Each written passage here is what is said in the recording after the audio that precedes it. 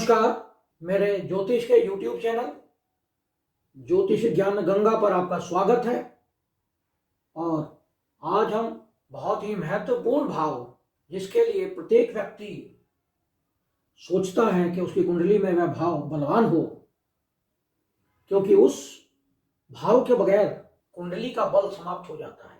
वह भाव है आपकी कुंडली का 9वां घर, यानी आपका भाग्य स्थान। आपका भाग्य आपका कितना साथ देगा, कब साथ देगा, इस पर आज हम चर्चा करेंगे। और 9वां घर धर्म त्रिकोण का सबसे महत्वपूर्ण स्तंभ है। धर्म त्रिकोण यानी पहला घर, 5वां घर और 9वां घर, यह 3 घर धर्म त्रिकोण कहलाते हैं। और पहला घर जो हमारा शरीर है, जो सब चीजों को भोगने वाला है। 5वां घर हमारा पिछले जन्म के कर्म, पूर्व पुण्य बल जो हम अपने साथ लेकर आते हैं, और उन सभी पूर्व पुण्य के जो हमारे बल हैं, जो हम पिछले जन्म में कर्म करके आते हैं, उसका फल हमें 9वां भाव देता है। यानी 9वें घर, अगर 9वां घर बलवान है तो निश्चित रूप से व्यक्ति इस जीवन में भाग्य का साथ पाता है, और नहीं तो उसके सभी कामों में बाधाएं आने लगती हैं। 9वां घर तय करता है कि इस जीवन में हमें क्या मिलेगा, क्या नहीं मिलेगा, कब मिलेगा, कितना मिलेगा, यह सब हमें 9वां भाव बताता है। 9वां घर जो धर्म का, हमारी धार्मिक मान्यताएं, हमारी उच्च शिक्षा, दर्शन शास्त्र, विदेश यात्राएं, लंबी यात्राएं, हमारे धर्म गुरु, धर्म के प्रति हमारा लगाव कितना होगा, इन सभी का प्रतिनिधित्व हमारी कुंडली का 9वां घर करता है। 9वां भाव ज्योतिष, आध्यात्मिकता और हमारे दिव्य ज्ञान को प्रदर्शित करता है। 9वें घर से हम अपने भाग्य बल के बारे में जान सकते हैं, अपनी धार्मिकता, अपना धर्म, अपनी लंबी यात्राएं, विदेश यात्राएं। और कई लोगों को हमने देखा है कि समस्याएं आने से पहले ही उनके पास सॉल्यूशन तैयार होता है। लेकिन बहुत ऐसे लोग हैं, समस्याएं आती हैं लेकिन उनके पास समाधान नहीं होते। और कुछ लोगों के पास समस्याएं आती हैं और समाधान साथ में आते हैं। तो जिनकी कुंडली का 9वां घर बलवान होता है, यानी 9वें घर पर शुभ ग्रहों की दृष्टि हो, 9वें घर का स्वामी शुभ भावों में बैठा हो, उच्च का हो, शुभ ग्रहों से दृष्ट हो, या 9वें घर का स्वामी 9वें घर को ही देखता हो, तो ऐसी स्थिति में भाग्य व्यक्ति का पूर्ण रूप से साथ देता है। और यदि 9वें घर का संबंध केंद्र से बन जाए, यानी पहले घर, चौथे घर, 7वें या 10वें घर से, तो इसको हम लक्ष्मी नारायण योग कहते हैं। और ऐसी स्थिति में व्यक्ति का भाग्य बलवान होता है, सभी प्रकार की बाधाएं उसके जीवन से समाप्त हो जाती हैं।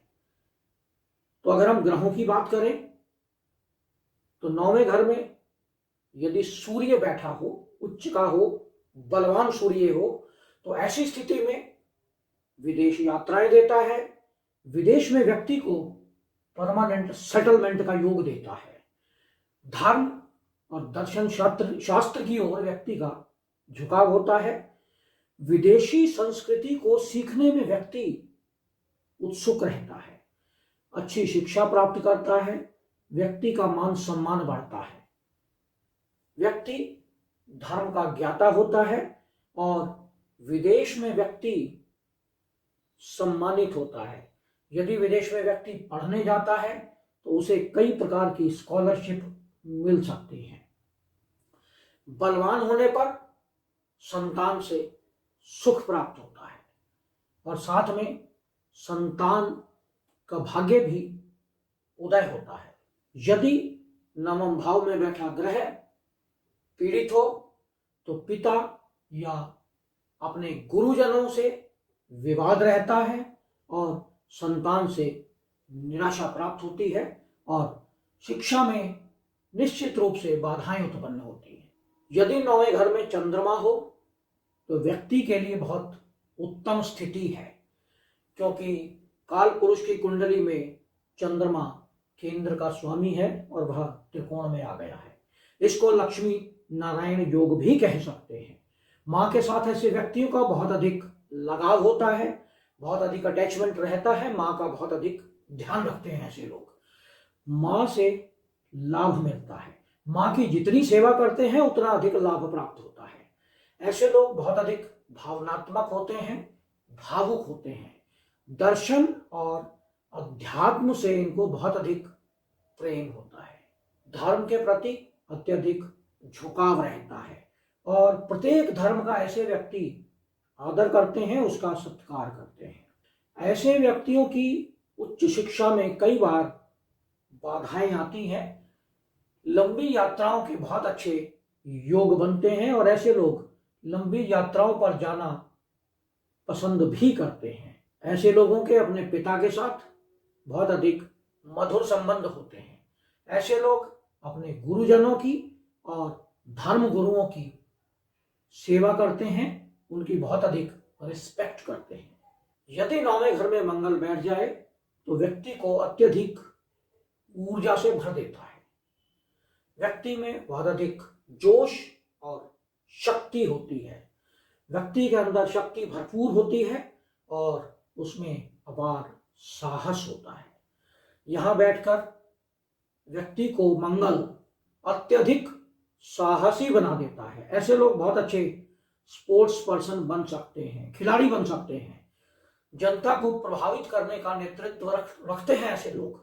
मंगल 9वें भाव में व्यक्ति को अक्सर हाइपर एक्टिव और बेचैन बना देता है। जब मंगल 9वें घर में होता है तो ऐसे व्यक्ति के भाइयों की संख्या अधिक होती है। जातक को कभी कभी धैर्य रखने का प्रयास करना चाहिए, क्योंकि ऐसे लोग अपना धैर्य और अपना आपा कई बार खो देते हैं। कमजोर मंगल यहाँ पर भाइयों के साथ कई बार मतभेद उत्पन्न करता है। नेतृत्व करने की क्षमता में कमी आती है। 9वें घर में बैठा बुध बुद्धिमान ग्रह व्यक्ति को बुद्धिमान और जिज्ञासु बना देता है और ऐसी स्थिति अत्यधिक बलवान स्थिति है बुध के लिए। ऐसे लोग विभिन्न संस्कृतियों को सीखने में उत्सुक रहते हैं। ऐसे लोगों के विदेशों में मित्र होते हैं, विदेशों में जाने का प्रयास करते हैं। बुद्धिमान और मानसिकता वाला व्यक्ति इनका मित्र होता है। इनकी अपनी बौद्धिक क्षमता और मानसिकता बहुत बलवान होती है। कम्युनिकेशन बहुत स्ट्रांग होता है। अपनी बातों से दूसरों को प्रेरित करते हैं, अपनी ओर आकर्षित करते हैं और हमेशा दूसरों को अपनी बातों से कन्विंस करने में सफल होते हैं। 9वां भाव का बुध व्यक्ति को व्यवसाय के क्षेत्र में बिजनेसमैन बना देता है। उसके पास बहुत अच्छा संचार कौशल होता है।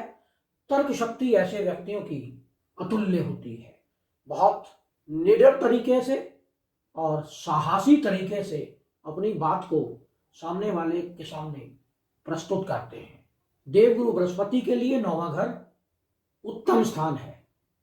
यहां बैठकर देवगुरु बृहस्पति व्यक्ति को शांत स्वभाव का, सभ्य, सुसंस्कृत और धार्मिक बनाता है। ऐसे व्यक्ति अध्यात्म की ओर अपना झुकाव रखते हैं और अपने पिता, अपने गुरुओं और अपने बुजुर्गों का सम्मान करते हैं। 9वें भाव का बृहस्पति व्यक्ति को एक सफल शिक्षक बना देता है। लंबी यात्राओं पर जाने में इन्हें बहुत अच्छा लगता है। नई नई चीजों को सीखने में हमेशा उत्सुक रहते हैं। हमेशा नए ज्ञान सीखना, नए धर्म के बारे में जानना, नई नई जगहों के बारे में जानना, नई संस्कृति के बारे में जानना, उनमें इनकी उत्सुकता अत्यधिक होती है। आध्यात्मिकता का हमेशा यह सम्मान करते हैं। धर्म कोई भी हो, उसके साथ इनका लगाव अत्यधिक होता है। नवम भाव में बैठा शुक्र जातक को दूसरों के प्रति अपना प्रेम न्यौछावर करने वाला बना देता है। प्यार करने वाले होते हैं, इनका अटैचमेंट बहुत अधिक होता है दूसरों के साथ। ऐसे लोगों की रचनात्मक शक्ति, कलात्मक शक्ति और दयालुता बहुत अधिक होती है। इनमें दयालु भाव और कला के प्रति अपना झुकाव बहुत अधिक होता है। ऐसे लोगों का विदेशी संस्कृति के प्रति झुकाव, जैसे आजकल हम बच्चों को देखते हैं कि विदेशी संस्कृति से उनका जो लगाव है बहुत अधिक बढ़ता जा रहा है, क्योंकि यह कलयुग है। कलयुग राहु और शुक्र से प्रभावित है। विदेशी मित्र बनाना, विदेशियों से संबंध बनाना, विदेशी लोगों के साथ विवाह करना, ये लोग अच्छा समझते हैं। साथ ही धार्मिक और दार्शनिक शिक्षा में इनकी रुचि बहुत अधिक होती है।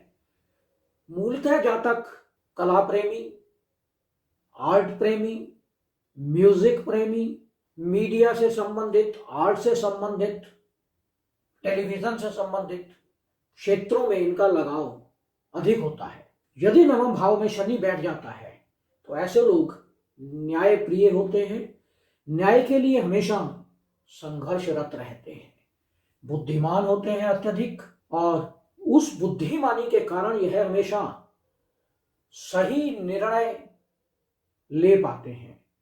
और यदि कहीं पर इन्हें दो पार्टियों के बीच में निर्णय करना हो तो अपनी बुद्धिमत्ता के कारण हमेशा सही का ही समर्थन करते हैं, न्याय संगत बात करते हैं। धर्म और आध्यात्मिकता के प्रति इनका झुकाव अधिक होता है। नवम भाव में बैठा शनि व्यक्ति को उच्च शिक्षाओं में बाधा उत्पन्न करता है, या शिक्षा में देरी होती है और स्लो लर्नर होते हैं। नवम भाव में बैठकर शनि व्यक्ति को अत्यधिक मेहनती बनाता है। नवम भाव में बैठा शनि पिता और बड़ों के साथ, बुजुर्गों के साथ, धर्म गुरुओं के साथ अत्यधिक मधुर संबंध बनाता है। जिसके नवम भाव में शनि होता है, ऐसे लोगों के अपने से बड़ी उम्र के मित्र होते हैं। नवम भाव में बैठा शनि व्यक्ति को अत्यधिक धनवान और मेहनत से लाभ कमाने वाला बनाता है। जितनी मेहनत करता है उससे कई गुना अधिक उसे लाभ प्राप्त होता है। लेकिन ऐसे व्यक्तियों को शनि आलसी भी बनाता है, और ऐसे लोग अक्सर देखा जाता है कि गाड़ी चलाने में आलस करते हैं, हमेशा कोशिश करते हैं कि यह गाड़ी में साथ बैठें, गाड़ी चलाएं नहीं। इनका कम्युनिकेशन लेवल भी थोड़ा स्लो होता है। नवम भाव में बैठा राहु विदेशी या लोगों के साथ संबंध, विदेश की यात्राएं, विदेशियों से मित्रता, विदेशी संस्कृति से लगाव या उसके प्रति उसकी रुचि को दर्शाता है। नवम भाव में बैठा राहु व्यक्ति को अत्यधिक जिद्दी स्वभाव का बना देता है। अपनी मान्यताओं को, अपनी जो भी उनकी बातें हैं या उनकी जो इच्छाएं हैं, उसको दूसरों पर थोपने का प्रयास करते हैं और उसे मनवाना चाहते हैं। दूसरों द्वारा दी गई मान्यताओं को या किसी भी बात को यह मानने को इजीली राजी नहीं होते। नवम भाव का राहु व्यक्ति को रिसर्च की फील्ड में, शोध के क्षेत्र में, जासूसी के क्षेत्र में आगे ले जाता है। और नवम भाव में अगर राहु शुभ प्रभाव में हो तो व्यक्ति का तीर्थ यात्राओं की ओर झुकाव अधिक होता है। नवम भाव में बैठा केतु बहुत ही उत्तम स्थिति में माना जाता है। केतु के लिए नौवां घर बहुत अच्छा स्थान है। केतु के लिए बृहस्पति की राशि बहुत शुभ राशि है।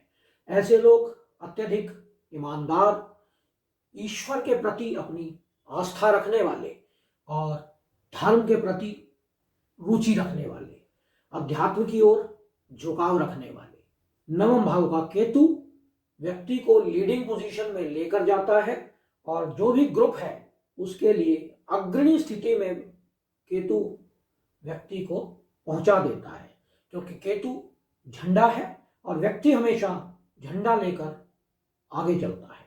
तो यह था विश्लेषण हमारा भाग्य स्थान का कि भाग्य हमारा कितना साथ देगा और उससे हम अपना क्या लाभ उठा पाएंगे। यह विश्लेषण आपको कैसा लगा इस पे कमेंट करें।